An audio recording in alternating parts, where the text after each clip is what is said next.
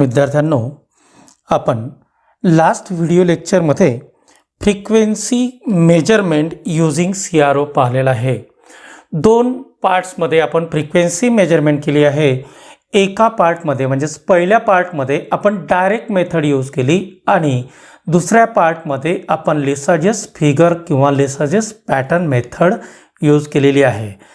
या व्हिडिओ लेक्चरमध्ये आपल्याला बघायचं आहे फेज मेजरमेंट यूजिंग CRO। मग कुठली मेथड आपण फेज मेजरमेंटसाठी यूज करणार? तर आपण फेज मेजरमेंटसाठी पुन्हा ती सेम मेथड यूज करायची आहे। ती मेथड आहे लिसाजस फिगर्स मेथड। मग लिसाजस फिगर्स कशा प्रोड्यूस व्हायला पाहिजे आहे आणि त्याचं मेजरमेंट कसं करायचं आहे ते आपण या व्हिडिओमध्ये बघायचं आहे। आपण मेजरमेंट प्रोसिजर स्टार्ट करण्यापूर्वी मला असं वाटतं की फेज डिफरन्स आणि फेज काय असायला पाहिजे हे आपण जाणून घेतलेलं महत्त्वाचं आहे। तर फेज म्हणजे काय असायला पाहिजे आहे? तर फेज अँगल हा एक वर्ड येतो AC मध्ये आणि ज्यावेळेस तुमच्याकडे साइन वेव्ह अवेलेबल असेल किंवा AC सिग्नल अवेलेबल असेल किंवा एखादा ॲम्प्लिफाईड सिग्नल अवेलेबल असेल, समजा आता जर ॲम्प्लिफायरला आपण इनपुट अप्लाय केलं, ॲम्प्लिफायरला आपण इनपुट अप्लाय केलं आणि इनपुट आउटपुट हे दोन्ही एका पर्टिक्युलर टाईम इन्स्टंटला स्टार्ट होत आहेत किंवा आपण असं म्हणू शकतो की एक सिग्नल आहे त्याचं व्होल्टेज आणि करंट हे दोन्ही एकाच पॉइंटला स्टार्ट होत आहे, तर आपल्याला म्हणता येईल की voltage and current both are in phase, दोन्ही एकाच फेजमध्ये आहेत।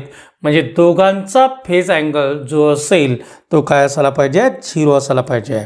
आता या डायग्राममध्ये जर तुम्ही पाहिलं तर सपोज एक सिग्नल जो आहे तो ब्ल्यू लाईनने दाखवलेला आहे आणि दुसरा सिग्नल जो आहे तो रेड लाईनने दाखवलेला आहे। हे दोन्ही सिग्नल जर at a time at a particular instant at angle start होत असतील तर याला आपण म्हणू शकतो phase difference between these two signal is equals to 0। म्हणजे फेज डिफरन्स जो आहे तो 0 आहे। पण जर या दोन सिग्नलपैकी जर सपोज ब्ल्यू लाईनने ड्रॉ केलेला सिग्नल जो असेल त्याला म्हणूया आपण A सिग्नल आणि रेड लाईनने जो ड्रॉ केलेला आहे त्याला म्हणूया आपण B सिग्नल। जर A सिग्नल आणि B सिग्नल दोन्ही एका पर्टिक्युलर पॉइंटला किंवा एका पर्टिक्युलर टाईम इन्स्टंटला जर स्टार्ट होत नसतील तर त्यामध्ये काय असायला पाहिजे? फेज डिफरन्स असायला पाहिजे आहे। तर मग फेज डिफरन्स जो असेल तो कितीही अँगलने राहू शकतो, पण जनरली आपण स्टँडर्ड व्हॅल्यूज इथे डिफाईन करतो। For an example 30 degree phase difference किंवा मग म्हणू शकतो आपण 45 डिग्री फेज डिफरन्स किंवा 90 डिग्री फेज डिफरन्स किंवा आपण म्हणू शकतो 180 degree phase difference, 270 degree phase difference, त्यानंतर म्हणू शकतो 360 डिग्री फेज डिफरन्स। म्हणजे जेवढा डिफरन्स असेल तेवढा आपण घेऊ शकतो, पण जनरली ह्या स्टँडर्ड अँगलच्या व्हॅल्यूज आहेत त्यामुळे आपण ह्या व्हॅल्यूज घेतो आहेत।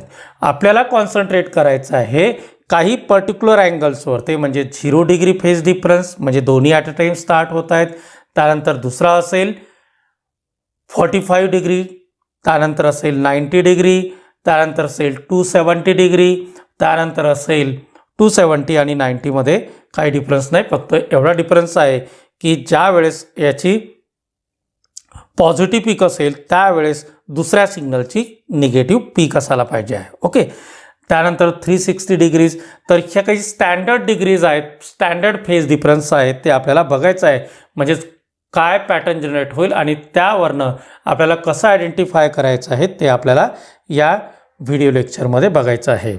तर आपण पाहिलं आहे की जर दोन सिग्नल असतील आणि ते दोन signal at a particular time इन्स्टंटला स्टार्ट होत असतील तर त्यामध्ये फेज डिफरन्स जो असेल तो काय असायला पाहिजे? तो असेल 0 डिग्री फेज डिफरन्स। पण जर A सिग्नल B सिग्नलपेक्षा अगोदर स्टार्ट होत असेल म्हणजे A सिग्नलचा 90 डिग्री असेल त्यावेळेस जर बी सिग्नलचं 0 डिग्री असेल तर काय होत आहे, ए सिग्नल बी सिग्नलच्या समोर आहे, म्हणजे A signal leads to the B signal आपण असं म्हणू शकतो, किंवा आपण म्हणू शकतो B signal lags to the A signal by 90 degree. म्हणजे दोघांमधला फेज डिफरन्स काय असेल तर 90 डिग्री असेल. आपण या प्रकारे म्हणू शकतो की ए सिग्नल बी सिग्नलच्या 90 डिग्रीनी समोर आहे, किंवा बी सिग्नल ए सिग्नलच्या 90 डिग्रीनी मागे आहे. म्हणजे लॅगिंग आणि लीडिंग हे स्टँडर्ड टेक्निकल वर्ड्स आपण इथे यूज करू शकतो. आता या डायग्राममध्ये पहा, या डायग्राममध्ये एक रेड सिग्नल आहे आणि एक ब्ल्यू सिग्नल आहे. रेड सिग्नल जो आहे तो सिग्नल पहा. आता आपण जी वेवफॉर्म ड्रॉ केलेली आहे according to the red signal draw केलेली आहे. या डायग्राममध्ये तुम्हाला असं दिसेल की या दोघांमधला जो फेज डिफरन्स आहे तो असायला पाहिजे 90 डिग्रीचा फेज डिफरन्स. तर मग कसा असेल 90 डिग्रीचा फेज डिफरन्स? का म्हणतोय आपण 90 डिग्रीचा फेज डिफरन्स आहे? तर या दोन डायग्राममध्ये तुम्ही जर पाहिलात तर इथे ज्या वेळेस रेड कलरनी दाखवलेला जो सिग्नल आहे त्या सिग्नलची पीक व्हॅल्यू आहे, म्हणजे मॅक्झिमम व्हॅल्यू आहे at that time. B signal जो आहे त्या बी सिग्नलची 0 व्हॅल्यू आहे. 90 डिग्रीचा जो डिफरन्स आहे तो डिफरन्स का आहे, किंवा आपण असं का बरं म्हणतोय की ए सिग्नल म्हणजे रेड कलरने दाखवलेला सिग्नल आणि ब्ल्यू कलरने दाखवलेला सिग्नल या दोघांमध्ये फेज डिफरन्स आहे आणि तो 90 डिग्रीचा फेज डिफरन्स आहे. हे आपण का म्हणतोय, याचं काय रिझन असायला पाहिजे? तर रिझन इथे असं आहे की ज्या वेळेस इथे या रेड सिग्नलची 90 डिग्रीला मॅक्झिमम व्हॅल्यू आहे, इथे असेल पीक व्हॅल्यू किंवा maximum value at that time, इथे याचं काय असायला पाहिजे, ब्ल्यू सिग्नलची 0 व्हॅल्यू आहे. त्यामुळे इथे आपण म्हणू शकतो की या दोघांमध्ये 90 डिग्रीचा फेज डिफरन्स आहे. ओके. आणि जर सपोज ह्या दोन्ही, आता मी अजून एक थर्ड वेवफॉर्म इथे तुम्हाला ड्रॉ करून दाखवतो. ही थर्ड वेवफॉर्म असेल ती येलो कलरची वेवफॉर्म आहे. आता जर सपोज इथे ही वेवफॉर्म आहे या टाईपमध्ये, ओके, तर मग ही येलो कलरची वेवफॉर्म आहे यामध्ये, आणि रेड कलरची जी वेवफॉर्म आहे यामध्ये काय डिफरन्स असायला पाहिजे, तर या दोघांमध्ये 180 डिग्रीचा डिफरन्स आहे. का 180 डिग्रीचा डिफरन्स आहे? याचं कारण असं आहे की 90 डिग्रीला ज्या वेळेस रेडला, म्हणजे ज्या वेळेस रेड सिग्नल जो आहे त्याला 90 डिग्री आहे, मॅक्झिमम व्हॅल्यू आहे, त्यावेळेस इथे काय असायला पाहिजे, इथे मॅक्झिमम व्हॅल्यू आहे पण काय असायला पाहिजे, निगेटिव्ह पीक आहे. म्हणजे याचा पॉझिटिव्ह पीक आणि याचा निगेटिव्ह पीक, त्यामुळे इथे काय असायला पाहिजे, फेज डिफरन्स असायला पाहिजे. ओके. तर हा जो काही फेज डिफरन्स आहे आपल्याला मेजर करायचा आहे बाय युजिंग दी CRO. मग काय रिक्वायरमेंट आहे, पण त्या अगोदर पाहूया की आपल्याला CROनी फेज डिफरन्स मेजर करण्याचं कारण काय आहे, की आपण फेज डिफरन्स का मेजर करतो आहे. तर फेज डिफरन्स आपण मेजर करतो आहे त्याचं कारण असं आहे की जर सपोज तुम्ही एखादं ॲम्प्लिफायर कन्स्ट्रक्ट केलेलं आहे आणि ॲम्प्लिफायरला जो काही ऑडिओ इनपुट तुम्ही अप्लाय करणार, तर ऑडिओ इनपुट आउटपुट साईडला जर जो काही सिग्नल प्रोड्यूस करतो आहे, ॲम्प्लिफाईड सिग्नल प्रोड्यूस करतो आहे, त्या ॲम्प्लिफाईड सिग्नलमध्ये जर डिस्टॉर्शन असेल, म्हणजे याचा अर्थ आहे की तिथे तुम्हाला काय मिळतं आहे, तिथे जो आउटपुट आहे तो आउटपुट तिथे फेज लॅग होत आहे किंवा लीड होत आहे. म्हणजेच आपल्याला जो काही फेज डिफरन्स आहे तो करेक्ट करायला पाहिजे. तर तो फेज डिफरन्स ऑब्टेन होत आहे तर किती फेज डिफरन्स होत आहे हे सुद्धा आपल्याला ॲनालाइज करायचं आहे. त्यामुळे आपण इथे फेज डिफरन्सचं मेजरमेंट करू शकतो. ओके. तर मग फेज डिफरन्स मेजरमेंट करण्यासाठी रिक्वायरमेंट काय असायला पाहिजे, तर रिक्वायरमेंट जी असेल ती काय असेल, समजा आता तुम्ही ॲम्प्लिफायर कन्स्ट्रक्ट केलेला आहे किंवा एखादं असं सर्किट कन्स्ट्रक्ट केलेलं आहे, त्या सर्किटमध्ये तुम्ही एखाद्या सिग्नलची प्रोसेस करतात, म्हणजेच तुम्ही त्या सर्किटला एक इनपुट अप्लाय केलेला आहे. सपोज तो इनपुट असेल साइन वेव्ह इनपुट, आणि त्याचं तुम्हाला आउटपुट ॲनालाइज करायचं आहे की त्यामध्ये काही फेज डिफरन्स प्रोड्यूस होत आहे का किंवा नाही. तर तुम्ही जो काही इनपुट अप्लाय करणार त्या पर्टिक्युलर सर्किटला तो कुठनं घेणार इनपुट, तो एखाद्या सोर्समधनं घेणार. म्हणजेच तिथे ऑडिओ सिग्नल जनरेटर असेल किंवा फंक्शन जनरेटर असेल. आपण इथे कन्सिडर करूया ऑडिओ सिग्नल जनरेटर. म्हणजेच ऑडिओ सिग्नल जनरेटरमधनं तुम्ही एखाद्या पर्टिक्युलर सर्किटला, जे सर्किट तुम्ही डिझाईन केलेलं आहे त्या सर्किटला तुम्ही अप्लाय केलेलं असणार. ओके, म्हणजेच इथे त्याचं आउटपुट मिळेल. त्याचं आउटपुट आपल्याला CROला अप्लाय करायचं आहे आणि त्याचसोबत जिथनं जो सोर्स आहे, जिथनं त्या पर्टिक्युलर सर्किटला तुम्ही इनपुट अप्लाय केलेलं आहे ते सुद्धा तुम्हाला CROला अप्लाय करायचं आहे. म्हणजे या दोघांमध्ये तुम्हाला डिफरन्स बघायचा आहे. आणि तो डिफरन्स कशाचा बघायचा, आपल्याला फ्रिक्वेन्सीचा डिफरन्स बघायचा आहे का नाही, आपल्याला ॲम्प्लिट्यूडचा डिफरन्स बघायचा आहे का नाही, तर आपल्याला फेज डिफरन्स बघायचा आहे त्या दोन सिग्नलमधला. तर त्यासाठी काय सर्किट अरेंजमेंट असेल ते आपण अगोदर पाहूयात. तर इथे ही एक सर्किट अरेंजमेंट आपण केलेली आहे. या सर्किट अरेंजमेंटमध्ये एक तुम्ही जे काही सर्किट यूज करताय, ज्याला टेस्ट करताय, ती सर्किट इथे अवेलेबल आहे. त्यानंतर इथे एक ऑडिओ सिग्नल जनरेटर आहे. ज्या सर्किटला तुम्हाला टेस्ट करायचं आहे की ती सर्किट जो काही आउटपुट प्रोड्यूस करतो आहे, इनपुट आणि आउटपुटमध्ये काही डिफरन्स येतोय का, फेज डिफरन्स येतोय का, ते आपल्याला बघायचं आहे. तर ती सर्किट आपण कनेक्ट करतो आहे हॉरिझॉन्टल इनपुट ऑफ CRO. इथे दाखवलेलं आहे हॉरिझॉन्टल इनपुट ऑफ CRO. लक्षात ठेवा, CROला दोन इनपुट्स आपल्याला अप्लाय करता येतात. दोन इनपुट्समध्ये एक व्हर्टिकलला अप्लाय करता येईल आणि एक हॉरिझॉन्टलला अप्लाय करता येईल. तुम्हाला at a time number of inputs apply करता येतात, पण त्या CROमध्ये ती फॅसिलिटी असायला पाहिजे आहे. ओके, तर आता इथे आपल्याला दोन इनपुट्स अप्लाय करायचे आहेत. एक व्हर्टिकलला अप्लाय करायचं आहे आणि एक हॉरिझॉन्टलला अप्लाय करायचा आहे.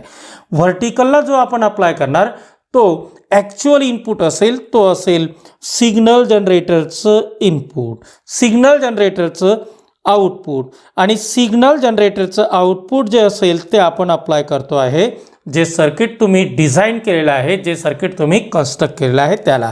आणि त्याचं जे काही आउटपुट आहे ते आपण अप्लाय करणार हॉरिझॉन्टल ॲम्प्लिफायरला. म्हणजे इथे आपल्याला दोन सिग्नल पाहिजे आहेत. एक सिग्नल जो टेस्ट करायचा आहे आणि दुसरा सिग्नल ज्याच्यासोबत आपल्याला टेस्ट करायचा आहे. म्हणजे जसं आपण फ्रिक्वेन्सी मेजरमेंटमध्ये पाहिलं होतं लिझार्डस पॅटर्नने, तिथे दोन सिग्नल्स आपल्याला अप्लाय करायचे होते. एक ज्याची फ्रिक्वेन्सी आपल्याला मेजर करायची आहे आणि दुसरा स्टँडर्ड फ्रिक्वेन्सी. तर इथे ऑडिओ सिग्नल जनरेटरमधनं आपल्याला एक स्टँडर्ड सिग्नल घ्यायचा आहे आणि तो स्टँडर्ड सिग्नल आपल्याला व्हर्टिकल इनपुट ऑफ CROला अप्लाय करायचा आहे. आणि त्यानंतर ज्या सर्किटला आपण डिझाईन केलेलं आहे त्या सर्किटला ऑडिओ इनपुट अप्लाय करायचं आहे ऑडिओ सिग्नल जनरेटरमधनं. Instead of audio signal generator तुम्ही फंक्शन जनरेटरसुद्धा यूज करू शकता. आणि फंक्शन जनरेटरचं जे काही आउटपुट असेल किंवा ऑडिओ जनरेटरचं जे काही आउटपुट असेल ते आपल्याला त्या सर्किटला द्यायचं आहे जे सर्किट तुम्ही डिझाईन केलेलं आहे. आणि त्यानंतर त्याचा आउटपुट आपल्याला अप्लाय करायचा आहे. तर कुठे अप्लाय करणार आपण, त्याचा आउटपुट आपण अप्लाय करणार हॉरिझॉन्टल इनपुटला. म्हणजेच दोन सिग्नल आपल्याकडे आहेत, एक असेल व्हर्टिकल इनपुट आणि दुसरा असेल हॉरिझॉन्टल इनपुट. सर्वांच्या एवढं लक्षात आलेलं असेल. तर आपल्याकडे इथे काही डायग्राम आहेत. त्या डायग्राम ज्या आहेत त्या लिझार्डस फिगरच्या डायग्राम आहेत ॲज पर दी फेज डिफरन्स. आता इथे लेफ्ट हँड साईडला लिझार्डस फिगर्सच्या डायग्राम दिलेल्या आहेत आणि या साईडला एक स्टँडर्ड डायग्राम ड्रॉ केलेली आहे. ही स्टँडर्ड डायग्राम जी आहे with respect to one particular signal इथे ड्रॉ केलेली आहे. आता ज्यावेळेस 0 डिग्रीचा डिफरन्स असेल, आता 0 डिग्री केव्हा असायला पाहिजे आहे, 0 डिग्री म्हणजे दोन्ही signal at a particular time, at a particular instant, at a particular angle start होत आहेत. दोघांच्या व्हॅल्यूज ज्या आहेत त्या पर्टिक्युलर अँगलला मॅक्झिमम आहेत आणि मिनिमम आहेत. तर त्याला म्हणायचं आहे 0 डिग्री. तर सपोज CROच्या स्क्रीनवरती या टाईपची लाईन असेल अशी, तर तिथे म्हणायचं आहे की डिफरन्स जो आहे तो 0 डिग्रीचा डिफरन्स आहे. डिफरन्स काय असायला पाहिजे? 0 डिग्रीचा डिफरन्स असेल. आता जर सपोज तिथे इलिप्स फॉर्म होत आहे तर तिथे आपण म्हणू शकतो त्यामध्ये 30 डिग्री किंवा 330 डिग्रीचा डिफरन्स असेल. आणि त्यापेक्षा वेगळ्या जर इथे पॅटर्न जर जनरेट होत असतील तर त्याच्या व्हॅल्यूज काय असतील डिफरन्सच्या त्या या नेक्स्ट डायग्राममध्ये दिलेल्या आहेत. आता जर सपोज सर्कल फॉर्म होत असेल, काय होत असेल? सर्कल फॉर्म होत असेल तर फेज डिफरन्स जो आहे तो काय असायला पाहिजे? 90 डिग्रीचा फेज डिफरन्स असायला पाहिजे आहे. त्यानंतर जर पुन्हा इलिप्स फॉर्म होत आहे त्याची जी हाईट असेल त्यावर ते डिपेंड असायला पाहिजे आहे की तिथे फेज डिफरन्स किती असायला पाहिजे आहे. जनरली ज्यावेळेस इलिप्स फॉर्म होतं त्यावेळेस 30 डिग्री असतं किंवा 150 डिग्री असतं किंवा 210 असतं किंवा 330 असतं किंवा त्यामध्ये अजून काही वेगळा चेंज असायला पाहिजे आहे.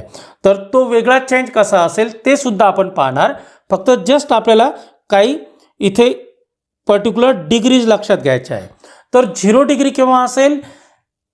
ज्या वेळेस इथे एक सिंगल लाईन फॉर्म होत असेल आणि ती सिंगल लाईन इथे फर्स्ट डायग्राममध्ये दाखवल्यानुसार असेल तर 0 डिग्री असायला पाहिजे आहे. जर त्यापेक्षा वेगळी डायग्राम असेल या टाईपमध्ये पहा एक्झॅक्टली अपोजिट आहे 0 आणि 180 डिग्री. जर इथे आपण दोघांमधला डिफरन्स जर पाहिला 0 डिग्री आणि 180 डिग्री तर दोन्ही लाईन ज्या आहेत त्या अपोजिट लाईन आहेत. पण दोन्ही लाईन्स कशा असतील? व्हर्टिकल लाईन्स असतील. इथे पहा फर्स्ट डायग्राममध्ये टॉप साईडला दिसते आहे लेफ्ट हँड साईड, तर ती डायग्राम जी असेल ती सुद्धा एक व्हर्टिकल लाईन आहे. त्याला फेज डिफरन्स किती दाखवत आहे? 0 डिग्री फेज डिफरन्स. इथे 180 डिग्रीचा फेज डिफरन्स आहे तर 180 डिग्रीमध्ये सुद्धा व्हर्टिकल लाईन आहे. पण ही व्हर्टिकल लाईन जी असेल ती वेगळ्या प्रकारची व्हर्टिकल लाईन आहे. त्यानंतर जर सर्कल असेल तर तिथे फेज डिफरन्स जो असायला पाहिजे तो 90 डिग्रीचा असेल किंवा मग तो काय असायला पाहिजे? 270 डिग्रीचा असेल. 90 डिग्री किंवा काय असायला पाहिजे? 270 डिग्री. पण इलिप्स ज्या वेळेस असेल, आता इलिप्स म्हणजे सर्कल सारखं दिसणारं पण या टाईपमध्ये असतं. इथे मी झूम करून दाखवतो आहे, या टाईपमध्ये असेल. ओके, तर त्यावेळेस आपल्याला काय करायचं आहे? पण तुम्ही अगोदर या 3 पॅटर्न्स लक्षात ठेवा. एक पहिला पॅटर्न असेल सर्कल. ज्यावेळेस सर्कल असेल त्यावेळेस फेज डिफरन्स असायला पाहिजे 90 डिग्री किंवा 270 डिग्री. जर व्हर्टिकल लाईन असेल, या टाईपची व्हर्टिकल लाईन असेल, ग्रीन कलरने दिसतो आहे तर 0 डिग्री. आणि जर सपोज व्हर्टिकल लाईन आहे या टाईपमध्ये ग्रीन कलरमध्ये पुन्हा इथे मी दाखवली आहे तर काय असायला पाहिजे? 180 डिग्री. एक असेल 0 डिग्री किंवा आपण त्याला 360 डिग्री सुद्धा म्हणू शकतो. आणि ही जी आहे ती असायला पाहिजे 180 डिग्री. मग इलिप्स असेल त्यावेळेस आपल्याला वेगवेगळ्या व्हॅल्यूज मिळतात आणि त्या व्हॅल्यूज कशावर डिपेंड असायला पाहिजे? तर त्या व्हॅल्यूज त्या इलिप्सच्या हाईटवरती डिपेंड असायला पाहिजे आणि त्या इलिप्सच्या अँगलवरती डिपेंड असायला पाहिजे. तर ते कसं असेल हे आपण इथे पाहणार आहोत. ओके, तर त्यासाठी इथे मी एक डायग्राम दाखवली आहे. राईट हँड साईडला इलिप्स तुम्हाला दिसतोय. पहा अगोदर या तिन्ही डायग्राम्स तुम्ही पाहू शकता. ए डायग्राम दाखवली आहे त्यामध्ये डिफरन्स काय असायला पाहिजे? 0 डिग्री और 360 डिग्री. ओके, त्यानंतर बी डायग्राम दाखवलेली आहे त्यामध्ये काय डिफरन्स असेल? तर त्यामध्ये डिफरन्स आहे 90 डिग्री आणि 270 डिग्री. त्यानंतर इथे एक अजून व्हर्टिकल लाईन दाखवलेली आहे, क्रॉस लाईन दाखवलेली आहे. पहा जर आपण सपोज सीआरओच्या स्क्रीनला जर मार्क केलं ABCD कॉर्नरला जर मार्क केलं तर त्यावरनं तुम्हाला लक्षात येईल. पहा आता मी काय केलेलं आहे, इथे जी फर्स्ट डायग्राम दिसते आहे त्या डायग्रामला मी मार्क केला आहे, त्याचे चारही कॉर्नर्स मी मार्क केले आहेत. ए कॉर्नर इथे असेल लेफ्ट हँड साईडचं टॉप कॉर्नर. बी कॉर्नर असेल राईट हँड साईडचं टॉप. सी कॉर्नर असेल राईट हँड साईडला बॉटम आणि डी असेल लेफ्ट हँड साईडला बॉटम. जर लाईन जी आहे, जी लाईन फॉर्म होते आहे, जी लिसाजस फिगर फॉर्म होत आहे, त्या पॅटर्नची जर लाईनची डायरेक्शन अशी असेल, कशी असेल, डी पासनं तर बी कडे, तर फेज डिफरन्स काय असायला पाहिजे, 0 डिग्री फेज डिफरन्स असायला पाहिजे आहे. जर ती या टाईपमध्ये असेल, आता इथे पुन्हा मी मार्क करतोय ए corner, B corner, then C corner आणि डी कॉर्नर. इथे पहा याचं मार्किंग कसं आहे, सी पासनं तर ए कडे. जर सी पासनं ए कडे किंवा ए पासनं सी कडे मार्किंग असेल, तर मग त्यामध्ये म्हणूया आपण फेज डिफरन्स जो आहे तो डिग्रीचा फेज डिफरन्स आहे. आणि जर सपोज इथे सर्कल असेल तुमच्या CROच्या स्क्रीनवर, ते जर एक्झॅक्ट सर्कल फॉर्म झालेलं असेल, तर तिथे फेज डिफरन्स जो आहे तो काय असायला पाहिजे, 90 डिग्री किंवा 270 डिग्री. फेज डिफरन्स काय असेल, 90 डिग्री असेल किंवा मग 270 डिग्री असेल. ओके, मग चौथी डायग्राम सुद्धा आपल्याकडे आहे. फोर्थ पॅटर्न जो आहे तो लिसाजस पॅटर्न आहे आणि त्यामध्ये आपण काही मार्किंग्स केलेले आहेत. पहा इथे CROच्या स्क्रीनवर ते जर सपोज या टाईपची डायग्राम असेल, या टाईपची, इथे मी पुन्हा त्या डायग्रामला ड्रॉ करून दाखवतो आहे. या टाईपची डायग्राम आहे, याला आपण अंडाकृती सुद्धा म्हणू शकतो किंवा स्टँडर्ड टेक्निकल लँग्वेजमध्ये आपण याला म्हणतो एलिप्स. मग इलिप्स जर फॉर्म झालेला असेल तर फेज डिफरन्स जो असेल तो 0 degree, 360 degree, 0 degree, 90 degree, 180 degree, 360 degree यापेक्षा वेगळा असायला पाहिजे आहे. म्हणजे जर इलिप्स असेल तर नक्कीच 0 डिग्री, 90 डिग्री, 180 डिग्री, 270 डिग्री किंवा 360 डिग्री यापेक्षा वेगळा आहे. मग ते आपल्याला कसं मेजर करायचं आहे हे आपण पाहणार आहोत. ओके, तर इलिप्स आहे. आता इलिप्सवरनं तुम्हाला इथे काय करायचं आहे, ए आणि बी ह्या दोन हाईट्स दाखवलेल्या आहेत. काय दाखवलेलं आहे, ए आणि बी ह्या दोन हाईट्स दाखवलेल्या आहेत. तर या हाईट्सवरनं तुम्हाला याचा अँगल जो आहे, फेज डिफरन्स जो आहे तो फाइंड आउट करता येईल. त्यासाठी फॉर्म्युला दिलेला आहे, sine theta equals to A divided by B. Okay, A काय आहे आणि बी काय आहे हे आपल्याला माहिती असायला पाहिजे आहे. बी जी आहे ती हाईट आहे, कंप्लीट हाईट, आणि ए जे आहे ते काय असायला पाहिजे, व्हर्टिकल अँगलला जो इलिप्स आहे तो कट करतो आहे, तो ती हाईट. पहा दोन हाईट्स इथे दिलेल्या आहेत, एक complete height of the ellipse आणि दुसरा असायला पाहिजे आहे इलिप्स व्हर्टिकल ॲक्सिसला जिथे टच करतो आहे, जिथे कट करतो आहे ते. ओके, म्हणजेच तुम्हाला काय मिळेल, sine theta equals to A divided by B. म्हणजे ए जास्त असू शकतं किंवा बी सुद्धा जास्त असू शकतं. ते फेज डिफरन्सवरती डिपेंड असायला पाहिजे आहे. तर आपल्याला त्याची हाईट मेजर करायची आहे. म्हणजे जिथे तो व्हर्टिकल लाईनला कट करतो आहे, इलिप्स जिथे व्हर्टिकल लाईनला कट करतो आहे आणि त्याची कंप्लीट हाईट आपल्याला इथे मेजर करायची आहे आणि त्या फॉर्म्युलामध्ये पुट करायचं आहे. फॉर्म्युला असेल sine theta equals to A divided by B. आता जर सपोज आपल्याकडे ए डिवायडेड बाय बी हा फॉर्म्युला आहे, जर सपोज CROवर ते पॅटर्न जनरेट झालेला आहे आणि आपण इथे मेजरमेंट केलेले आहेत, ए ची व्हॅल्यू असेल 1 आणि बी ची व्हॅल्यू असेल 2. ओके, ए ची व्हॅल्यू आहे 1 आणि बीची व्हॅल्यू असायला पाहिजे 2, म्हणजेच इथे sine theta equals to A divided by 2. एची व्हॅल्यू आपण काय घेतली आहे 1, बीची व्हॅल्यू आपण घेतलेली आहे 2, म्हणजेच 1/2 त्याची व्हॅल्यू यायला पाहिजे.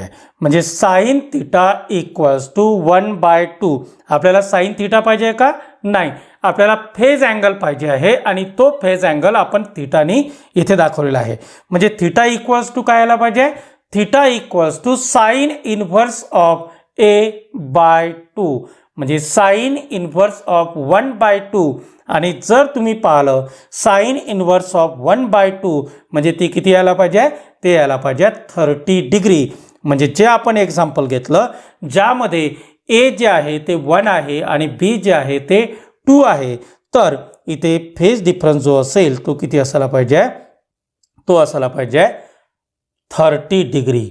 म्हणजे त्या सिग्नल जनरेटरच्या आउटपुटमध्ये आणि त्या पर्टिक्युलर सर्किटच्या आउटपुटमध्ये 30 डिग्रीचा फेज डिफरन्स आहे. ओके, म्हणजे आपल्याला 4 पॅटर्न्स लक्षात ठेवायचे आहेत फेज मेजरमेंटच्या अनुषंगाने. आणि पहिलं पॅटर्न जो असेल ते लाईन असेल, एक दुसरा पॅटर्न जो आहे ती सुद्धा लाईन आहे, पण 2 लाईन ज्या आहेत त्या अपोजिट लाईन्स आहेत. आपण इथे कॉर्नर्स ड्रॉ करून दाखवलं होतं ABCD. तर जर व्हर्टिकल लाईन असेल बॉटम साईडपासनं, तर म्हणजेच लेफ्ट बॉटमपासनं तर राईट हँड साईडच्या टॉप बॉटमकडे जाणारी, तर त्याला आपण म्हणू शकतो त्यामध्ये फेज डिफरन्स जो आहे तो 0 डिग्री आणि 360 डिग्रीचा असू शकतो. याची अपोजिट लाईन जर असेल तर त्यामध्ये काय असायला पाहिजे? 180 डिग्री असायला पाहिजे आहे. जर सर्कल आहे तर 270 डिग्रीचा फेज डिफरन्स असेल किंवा तो काय असायला पाहिजे? 90 डिग्रीचा फेज डिफरन्स असू शकतो. जर इलिप्स आहे तर फेज डिफरन्स जो आहे तो 30 डिग्री सुद्धा असू शकतो, 150 डिग्री सुद्धा असू शकतो. कशावर डिपेंड असायला पाहिजे? त्या इलिप्सच्या हाईटवर ते डिपेंड असायला पाहिजे. तिथे आपण 2 हाईट्स मेजर करतो आहे, एक असेल ए आणि दुसरी असायला पाहिजे बी. त्यानंतर आपण फॉर्म्युलामध्ये पुट करतो sine theta equals to A divided by B. आणि त्यानंतर आपण काय करतो? Theta equals to sine inverse of a/b. Okay, तर अपेक्षा आहे सर्वांच्या लक्षामध्ये राहील how we can measure the phase difference using CRO.